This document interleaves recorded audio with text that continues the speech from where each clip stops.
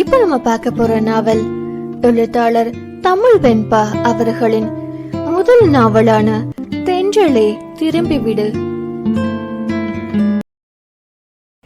தென்றல் 43 இதமான இளங்காலை பொழுது கதிரவன் கீழ்வானில் இருந்து மெல்ல மெல்ல மேலே பயணப்பட்டு கொண்டிருந்தான். மெல்ல கண்களை திறக்க முயன்று தோற்று போனாள் யாழ். நேற்றைய நிகழ்வுகள் அனைத்தும் அடுக்கடுக்காய் மனதில் தோன்றி பெரிதும் சோர்வை கொடுக்க மீண்டும் கண்மூடி உறங்க தொடங்கிவிட்டாள் அவள்.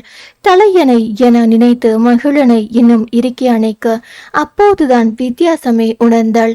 இருந்த சோர்வெல்லாம் எங்கோ மூளையில் ஓடி ஒளிந்து கொள்ள சடாரென்று விழி மலர்த்தி வேகமாக எழ முயன்றாள். ஆனால் அவளால் அசையக்கூட முடியவில்லை. அவளின் இடையோடு கரம் கோர்த்து தன்னோடு இறுக அணைத்து பிடித்திருந்தான் மகள். அவனின் மார்பிலிருந்து மெல்ல விழி நிமிர்த்தி அவன் முகம் பார்த்தாள் அவள். அடர்ந்த கேசம் அலையலையாய் அவன் நெற்றியில் புரண்டு கொண்டிருந்தது. உறக்கத்திலும் அந்த முகத்தில் அப்படி ஒரு நிறைவு. இதழ்களில் அனிச்சை செயலாய் கீற்றாய் ஒரு புன்னகை. பார்க்க பார்க்க தெவிட்டாத இனிய காட்சி. தன்னை அறியாமல் இன்னும் நெருக்கமாக அவனுடன் ஒன்றிக் கொண்டாள் யாழ். இப்படியே இந்த நிமிடம் உறைந்து போனால் கூட நன்றாகத்தான் இருக்கும் என்று தோன்றியது அவளுக்கு. இத்தனை நாட்களில் இல்லாத சொல்ல முடியாத பேர் தெரியாத இதம் ஒன்று மனதில் பரவி குளிர செய்தது. தனக்கு சொந்தமான பாதுகாப்பான இடத்திற்கு வந்துவிட்ட திருப்தியை அவளால் உண்மையாகவே உணர முடிந்தது. நினைவுகளின் மட்டுமே இருந்தவனின் கரங்களுக்குள் அவள் நினைக்கையில் இனிக்கத்தான் செய்தது. அவன் பேசிய வார்த்தைகள், இவள் அவன் மீது கொண்ட கோபம். அந்த நிமிடம் அவளின் நினைவில் எதுவும் இல்லை. தன்னவனின் அருகாமையை மட்டுமே ரசித்தது மனம். நீண்ட நாட்களுக்கு பிறகு அவனின் உருவத்தை மனதில் நிறைக்க தொடங்கி இருந்தாள் அவள். சில நிமிடங்கள் இப்படியே அவன் குறுநகை தவழும் அழகிய முகத்தை மனதில் நிறைத்து கொண்டவளுக்கு நெற்றியில் இருந்த காயம் அலையலையான கேசங்களுக்கு இடையிலிருந்து எட்டி பார்த்து பழிப்பு காட்டியது காயம். தன் ஒரு கையை அவன் உறக்கம் கலையாமல் மெல்ல அவனிடமிருந்து உருவி கொண்டவள் அவன் நெற்றியில் கேசம் ஒதுக்கி கொஞ்சம் எக்கி காயத்தின் மீது மென்மையாக தன் இதழ்களை ஒற்றி எடுத்தாள். இதுவரை அவள் என்ன செய்கிறாள் என பார்ப்பதற்காக உறங்குவது போல் நடித்து கொண்டிருந்தவனால் அந்த நொடி அதை நீட்டிக்க முடியவில்லை. நீண்ட நாட்களுக்கு பிறகு அவளிடமிருந்து கிடைக்கும் ஒற்றை முத்தம் அவன் உயிரில் பூச்செறிந்தது உண்மை. அவன் கண்ணத்தை திறந்து ஒற்றை புருவம் உயர்த்தி இதழ்களில் குறும்பு புன்னகை மின்ன, ஏன் கண்ணம்மா, காயம்பட்ட இடத்திற்கு மட்டும்தான் மருந்தா? இந்த உதடு என்ன பாவம் செஞ்சிச்சு? அது மேலேயும் கொஞ்சம் கருணை காட்டலாமே என மெல்லிய குரலில் கிரக்கமான குரலில் கிசுகிசுப்பாய் அவளிடம் வினவிட அதில் சுயநினைவிற்கு மீண்டவள் அவனிடமிருந்து வேகமாய் விலக முயன்றாள். அவன் கரங்களோ அவள் விலகிவிடாதபடி இன்னும் அழுத்தமாய் அவளை தன்னோடு சேர்த்து இழுத்து அணைத்து பிடித்தது. ஆழ்ந்த பார்வையொன்றை அவள் இதழ்கள் மீது பதித்தபடி, நீ தரலனா என்ன கண்ணம்மா, எனக்கு வேண்டியதை நானே எடுத்துக்கிறேன் என்றபடி அவள் இதழ்களை தன் இதழ்களால் முற்றுகையிட்டிருந்தான் அவன். நொடிகள் கடந்து நிமிடங்களாய் முத்தம் தொடர அவள் மூச்சு காற்றுக்கு ஏங்கிய பிறகே அவளின் இதழ்களுக்கு விடுதலை தந்தான் அவன். அவள் அவனை விட்டு விலகாமல் கண்களை மூடி பெரிய பெரிய மூச்சுகளாக எடுத்து தன்னை நிதானப்படுத்திக் கொள்ள முயல அதில் கவரப்பட்டவன் மீண்டும் அவள் இதழ்களை நாடினான். இந்த முறை அவன் கைகளும் எல்லை மீற மிகவும் சிரமப்பட்டு அவனை தள்ளிவிட்டு எழுந்தமர்ந்தாள் அவள். யூ ராஸ்கல், என்ன பண்ற நீ? ஏன் இங்க வந்த? எதுக்கு என் பக்கத்துல படுத்த உன்ன என்றால் விழிகளை உருட்டி மிரட்டலாய் விரல் நீட்டி, ஏய், நீ தான் ரூம்ல ஏன் பெட்ல இருக்க? அதுவும் இல்லாம சும்மா இருந்தவன எப்படி இறுக்கி கட்டி பிடிச்சி படுத்திருந்த தெரியுமா? உடம்பெல்லாம் ஒரே வலி என்றான் கைகளை உயர்த்தி சோம்பல் முறித்தபடியே அவன் சொன்னதை நம்பவும் முடியவில்லை, நம்பாமலும் இருக்க முடியவில்லை. சின்ன வயதிலிருந்து யாரையாவது கட்டி பிடித்து கொண்டால்தான் உறக்கம் வரும் அவளுக்கு.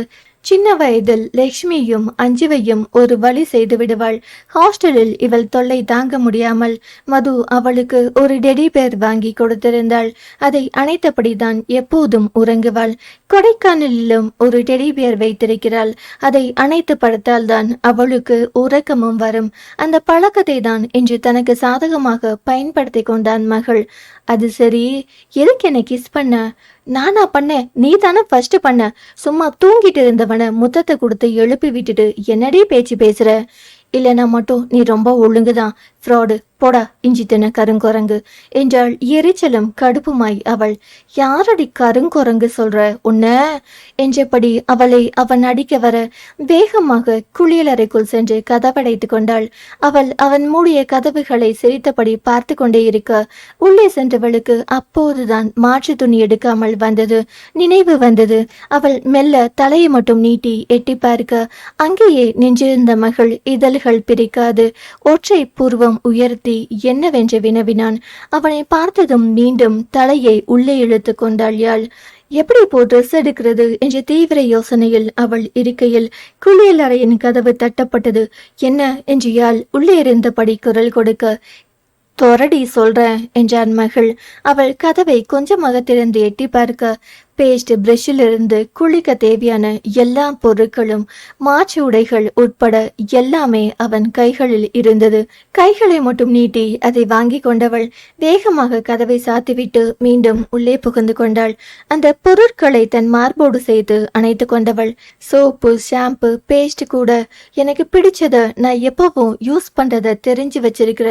ஆனா உன்னை தவிர வேறொருத்தனை மனசுல கூட நினைக்க மாட்டேன்னு ஏண்டா உனக்கு தெரியல என எண்ணியவளுக்கு தானாய் கண்ணீர் கரை தாண்டியது. அவன் தூரமாய் இருந்தபோது இழுத்து பிடித்த கோபத்தை ஏனோ அவன் அருகிலேயே இருக்கும்போது இழுத்து பிடிக்க முடியவில்லை. எதை மறைக்க வேண்டுமோ அதையே திரும்ப திரும்ப நினைத்து அவன் மீதிருந்த கோபத்தை இழுத்து பிடிக்க பார்த்தாள். ஆனால் அவளின் இந்த உறுதி எத்தனை நாட்கள் நிலைக்குமோ என அவளுக்கே பயமாகத்தான் இருந்தது. அவள் குளித்து முடித்து வெளியே வந்த சமயம் நேற்று அவள் உடைத்த பொருட்கள் எல்லாம் அப்புறப்படுத்தி அறையை சுத்தப்படுத்தி முடித்திருந்தான். அவன் இளம் வெளிர் சிவப்பு நிற சேலையில் ரோஜா வண்ண வேலைப்பாடுகளுடன் மிக பாந்தமாய் பொருந்தி இருந்தது அந்த டிசைனர் சேலை அவளுக்கு. அவன் இமைக்காது அவளையே ரசித்து கொண்டிருக்க அவன் மீது ஒரு அலட்சிய பார்வை வீசியவள் தலைமுடியை உதறி காய வைத்து இருபுறம் சிறிதளவு முடியினை பிரித்து எடுத்து தலையின் மையத்தில் வைத்து ஒரு கேட்ச் கிளிப்பை குத்தி கொண்டாள். லேசா முகத்திற்கு பவுடர் போட்டு சின்ன வட்ட ஸ்டிக்கர் போட்டு ஒன்றையும் ஒட்டி கொண்டாள். அவள் வகடு பிரிக்காத உச்சந்தலையில் குங்குமத்தை வைக்க வர அதை வாங்கி வைத்து விட்டான். அப்போது அருகில் வந்திருந்த மகள் அவளை இழுத்து பின்னோடு அணைத்தவன் அவள் கழுத்து வளைவில் முகம் புதைத்தபடி இருவரின் ஜோடி பொருத்தத்தையும் கண்ணாடியில் பார்த்து ரசித்து கொண்டே, அன்னைக்கு நீ என்ன சொன்ன ஞாபகம் இருக்கா கண்ணம்மா என்றான். கண்ணாடியில் தெரிந்து அவளின் பிம்பத்தை விழிகளால் அள்ளி பருகியபடியே, என்னைக்கு என்றவள் குரலும் காற்றாய் மாறி போயிருந்தது. கல்யாணத்துக்கு அப்புறம் நான் உனக்கு ஸ்பெஷலா ஏதாவது செய்யணுமான்னு கேட்டேனே அன்னைக்கு என்றவனின் இதழ்களும் மீசையும் அவளின் கழுத்து வளைவில் பதிந்து பதிந்து மீண்டது. அவள் பதில் ஏதும் சொல்லாமல் அமைதியாக இருக்க அவனே தொடர்ந்தான்.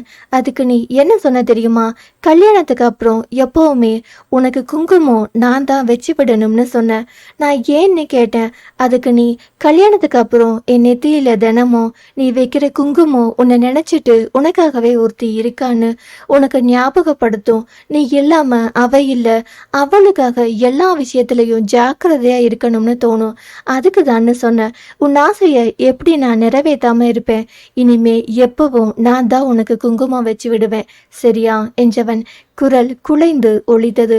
நான் சொன்ன சின்ன சின்ன விஷயத்தை கூட ஞாபகம் வச்சிருக்கியே என்றாள் குரலில் ஆச்சரியம் காட்டி. யாழ், எப்படி கண்ணமா மறப்பேன்? நீ என் உயிராச்சே. ஆமா, எப்படி மறக்க முடியும்? நான் தான் உன் உயிராச்சே. அதனாலதான் சந்தேகப்பட்டு என்ன உயிரோட கொன்னியா? உயிரற்ற பார்வை ஒன்றை அவன் மீது கண்ணாடி வழியாக செலுத்தியவள் விரக்தி புன்னகை ஒன்றை சிந்தி அவனை விலக்கி கொண்டு அங்கிருந்து சென்று விட்டாள். செல்லும் அவளையே இயலாமையுடன் பார்த்தவன் பெருமூச்சு ஒன்றை வெளியிட்டு குளிக்க சென்றான். எல்லாம் ஒரே நாளில் மாறிவிடும் என்று அவனும் நினைக்கவில்லை. இப்படியான குத்தல் பேச்சுக்களை எதிர்பார்த்து தயாராய்தான் இருந்தான். கீழே வந்த யாழினியை மது கிண்டல் செய்தே ஒரு வழி செய்து விட்டாள். பின்னே காலை 8:30 மணிக்கு எழுந்து வந்தால் அவள் கிண்டல் செய்வதும் நியாயம்தானே. வாணி வந்துதான் யாழை காப்பாற்ற வேண்டியதாகி போனது. திருமணமான முதல் நாள் என்பதால் அவளை ஏதாவது இனிப்பு மட்டும் செய்ய சொன்னார் வாணி. மற்றவர்களை வெளியே அனுப்பிவிட்டு இனிப்பு ஒன்றை செய்து வைத்திருந்தாள். அதை அவள் செய்து முடிக்கவும் மகிழன் குளித்து முடித்து கீழே வரவும் சரியாக இருந்தது. மகிழன் வந்தவுடன் அனைவரையும் சாப்பிட அமர வைத்தார் வாணி. அந்த நேரம் மகிழனை தேடி கவியும் வர அவனையும் சாப்பிட அமர வைத்தார். யாழ் சமையலறையிலிருந்து ஒவ்வொன்றாக எடுத்து வந்து சாப்பாட்டு மேசையில் வைத்து பரிமாற தொடங்கினாள். அப்போது அங்கு வந்த வாணி அவளையும் மகிழனின் அருகில் அமர்ந்து சாப்பிட சொல்லி கட்டாயப்படுத்தி அமர வைத்து விட்டார். ஏமா நீயா சமைச்ச என்றார் மூர்த்தி. இல்ல மாமா, நான் கேசரி மட்டும் பண்ணேன். ஐயோ, அப்ப இப்பவே அந்த கேசரியை குழி தோண்டி புதைங்க என்றான் கவி சின்ன அலறலாய். டேய், என்ன திமிரா? அப்படியே 4 போட்டேன்னு வை. நீ மட்டும் இப்ப கேசரியை சாப்பிடாம எந்திரிச்ச அவ்வளவுதான் என மூர்த்தி சொல்ல, ஐயோ இந்த மனுஷன் நேரங்கால தெரியாம மருமக பாசத்துல பொங்குறாரே. அந்த புள்ள வெந்நீர் வச்சாலே விஷம் கணக்குல இருக்கும். நல்லா மாட்டிக்கிட்டியடா கவி என மனதில் நினைத்தானே தவிர அவனால் வெளிப்படையாக சொல்ல முடியவில்லை. வாணி எல்லோருக்கும் வரிசையாக வைக்க மகிழனின் தட்டில் வைக்க வரும் போது மட்டும் தட்டிவிட்டாள் யாழ். அத்தை, நான் அவருக்கு மட்டும் ஸ்பெஷலா செஞ்சிருக்கேன். அதோ அந்த பாக்ஸ்ல இருக்கு, அதை வைங்க அத்தை. அது என்னடி அம்மா, உன் புருஷனுக்கு மட்டும் ஸ்பெஷல் என்றாள் மது. எக்ஸ்ட்ரா நெய் ஊற்றி முந்திரி பாதாம் பிஸ்தாலாம் போட்டு செஞ்சிருக்கேன். அப்போ எனக்கும் வேமா, அப்படி என்ன ஸ்பெஷல்னு பார்ப்போம் என்றாள் மது. இல்ல, இது என் புருஷனுக்கு மட்டும்தான். உனக்கு தேவைன்னா நான் வேற செஞ்சு தரேன். ஐயோ, பெருசா ஏதோ பண்ணி வச்சுட்டா போலியே மனதுக்குள் தான் நினைக்க முடிந்தது மகிழனால். அவன் கலவரமடைந்த முகத்தை கண்ட கவிக்கு சிரிப்பு பொங்கியது. ஒரு வாய் சாப்பிட்டு பார்த்த கவி, நிஜமாவே சூப்பரா இருக்குமா? எங்களுக்கே இப்படின்னா உன் புருஷனுக்கு வச்சதை பத்தி சொல்லவா வேணும்? கண்டிப்பா செம்ம டேஸ்டா தான் இருக்கும் என யாழை வாயோயாது பாராட்டியபடியே, என்னடா பார்த்துக்கிட்டே இருக்க, சாப்பிடு என்றான் மகிழனிடம். ஒரு வாய் எடுத்து வைத்தவன் அதை விழுங்கவும் முடியாமல் துப்பவும் முடியாமல், ஏண்டி ராட்சசி, ஏதோ உப்பு போட்டு இருப்பேன்னு தான் நினைச்சேன். ஆனா நீ கேசரி பவுடருக்கு பதிலா தனி மிளகாத்தூள் போட்டு என்ன கொல்ல பாக்குறியேடி பாவி, இருக்குடி உனக்கு என நினைத்தவன் கண்களிலிருந்து கண்ணீர் வடிந்து கொண்டிருந்தது. என்னங்க ஆனந்த கண்ணீரா? இதுக்கே இப்படின்னா இன்னும் எவ்வளவோ இருக்கு என அவனை பார்த்து யாழ் மர்மமாய் சிரிக்க, என்ன புருஷன்டா அண்ணா நீ? இன்னைக்கு தான் 2 பேரும் முதல் தடவை கல்யாணத்துக்கு அப்புறம் எங்க கூட உட்கார்ந்து சாப்பிட்றீங்க. யாழுக்கு ஒரு வாய் ஊட்டி விட்டா குறைஞ்சு போயிடுவியா என்க மற்றவர்களும் அதையே ஆமோதித்து வலியுறுத்த அவள் மறுத்தும் அந்த கேசரியை வலுக்கட்டாயமாக ஊட்டி விட்டான் அவன். கேசரி ரொம்ப நல்லா இருந்துச்சு கண்ணம்மா என்றவன் அதை முழுவதும் சாப்பிட்டு விட்டுதான் எழுந்து சென்றான். இவளுக்கு தான் அவன் கலங்கிய கண்களை பார்க்க ஒரு மாதிரியாகிவிட்டது. போடாமலே இருந்திருக்கலாமோ பாவம், எல்லாத்தையும் வேற சாப்பிட்டுட்டான் என நினைத்தாள். ஆண்கள் சாப்பிட்டு விட்டு ஹாலில் ஓய்வாக பேசி கொண்டிருக்க பெண்கள் சமையலறையில் பாத்திரங்களை ஒதுக்கி கொண்டிருந்தனர். அப்போதுதான் அங்கு மூச்சிறைக்க ஓடி வந்தாள் மதியழகி, நிலாவின் தங்கை. மதி, நீ எப்படி இங்க? ஏன் இப்படி ஓடி வர என்றாள் யாழ் பதற்றமாய். ஐயோ அக்கா, மாமா மேல அப்பா செம கோபத்துல இருக்காரு.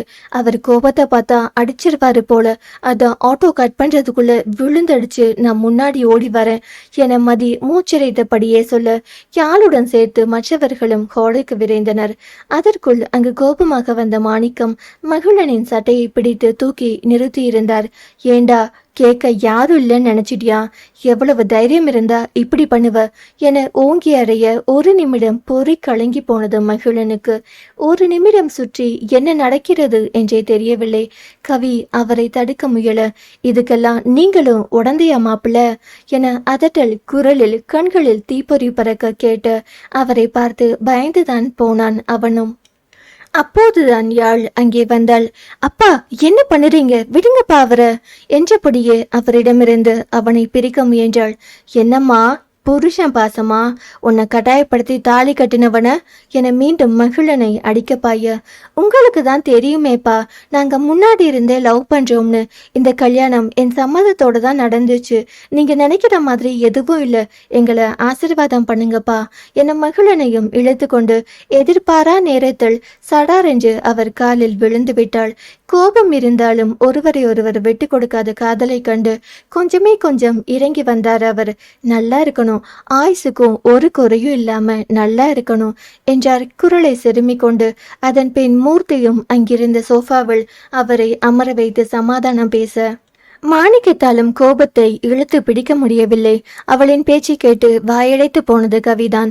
மகளுக்கு தான் நிச்சயம் யார் முன்பும் அவனை அவள் விட்டு கொடுக்க மாட்டாள் என தெரியுமே. இதை நினைத்து மகள் சிரித்து கொண்டிருக்க, ஏண்டா அவர் அடிச்சது எனக்கே காது கொய்யுங்குது, நீ எப்படிடா சிரிக்கிற என்றான். இல்ல, எனக்கே இந்த அடி அடிக்கிறாரே, நாளை பின்ன நிலா கண்ணை கசக்கிட்டு போய் நின்னா உனக்கு என்ன அடி பிழுகும்னு நினைச்சு பார்த்தேன். சிரிப்பு வந்துட்டு மச்சான். அடப்பாவி என கவி வாயை பிளக்க அவனை தள்ளி கொண்டு சோஃபாவில் அங்கிருந்த மாணிக்கத்தின் பக்கத்தில் அமர்ந்தான் மகள். மாமா, உங்க பொண்ணு சொன்னது போய்தான் என்றான் அவரிடம். திரும்பி அவனை பார்த்தவர், தெரியும்பா என்றார் அமைதியாகவே. அவ இல்லாம என்னால இருக்க முடியாது மாமா. அவ கோபம் தீர்ற மாதிரி தெரியல. பக்கத்துல வந்துட்டா நிச்சயம் அந்த கோபம் ஒண்ணு இல்லாம போயிடும். அதான் மாமா இப்படி பண்ணிட்டேன். என்னை மன்னிச்சிடுங்க மாமா. நான் யாழை நல்லா பார்த்துப்பேன், என்னை நம்புங்க மாமா. தெரியும் மாப்பிள்ள, நீங்க யாழை நல்லா பார்த்துப்பீங்கன்னு. ஏதோ கோபத்துல அடிச்சிட்டேன், மனசுல எதுவும் வச்சுக்காதீங்க, என்னை மன்னிச்சிடுங்க என்க. என்ன மாமா பெரிய பெரிய வார்த்தையெல்லாம் சொல்லிட்டு என்க. இருவரும் சகஜமாக பேச தொடங்கி இருந்தனர். யாழ் மாணிக்கத்திற்கு காப்பி கலந்து எடுத்து வர அதே சமயம் ஜெகன், காவேரி, சேகரன், நிலா, தரு என மற்றவர்களும் வந்து சேர்ந்தனர். எல்லோரையும் பார்த்த யாழ் சந்தோஷமாக வரவேற்க நிலாவின் பிடியில் இருந்த தரு எம்பி இளம் ஏற்றிக்க அவளை கீழே இறக்கிவிட்டாள் நிலா.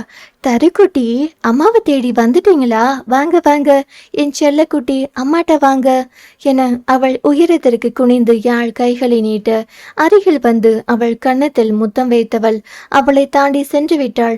எங்கே செல்கிறாள் என்று அனைவரும் அவளையே பார்க்க மகிழனின் அருகில் சென்று அவன் கால்களை கட்டிக்கொண்டு, பா தூக்குப்பா என்க. யாழ் மட்டும் இல்லை, அனைவரும் வாயை பிளந்து நின்றுவிட்டனர். தொடரும். அடுத்த அத்தியாயம் நாளை கேட்கலாம். கதையை தொடர்ந்து கேட்கணும்னா சேனலை சப்ஸ்கிரைப் பண்ணுங்க. நன்றி. பேசும் கதைகளின் குரலாய் நான் மனோசங்கரி.